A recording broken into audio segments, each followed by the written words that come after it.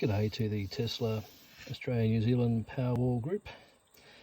Just doing a bit of an experiment here to see what happens if you're running 100% off your Powerwall 2 and you turn on a big reverse cycle air conditioner to see if it can do it without falling apart or if it will just not work.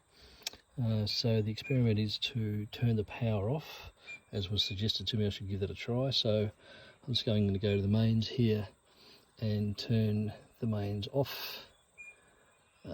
Main grid supply, that'll be that one. So that's gone click, click. So now we can see I'm running off the battery. And because it was on 100%, that'll run totally off the battery for a while, until it gets down to somewhere between 94 and 96%, and then it'll start using the solar panels as well. I'll just go back inside. The main reason we have a Powerwall here is power continuity. As you can see where I live, not exactly populated area, and in winter the snow will regularly take the power out. The snow brings down branches on tree line, power lines, that sort of stuff.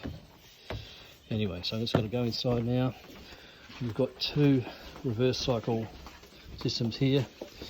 The big fella is 8.5 kilowatts and the small one is 1.5 kilowatts.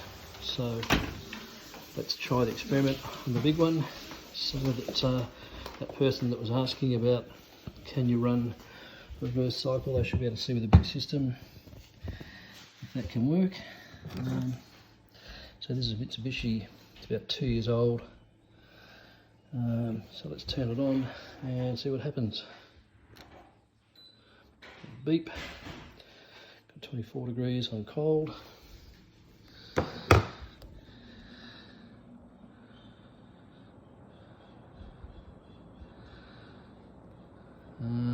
So far so good.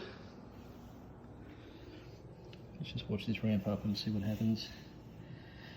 It should, in theory, get up to at least to, no, not in theory, you goose. It should get up to, when it's pulling properly, it should get to at least 2.5, maybe even 3 kilowatts.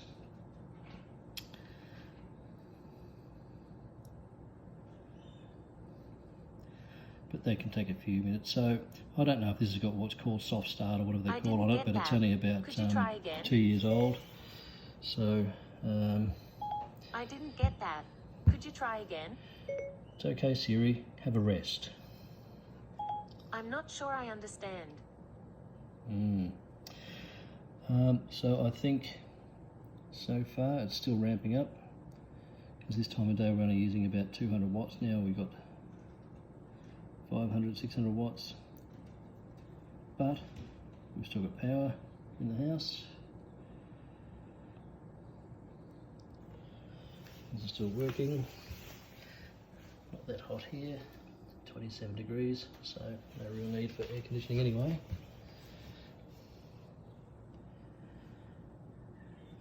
So the biggest question that I saw that was posted the other day was that the initial startup will kill the battery or kill the system, or something will fail. I think so far we've kind of proved that that's not the case. We've still got power.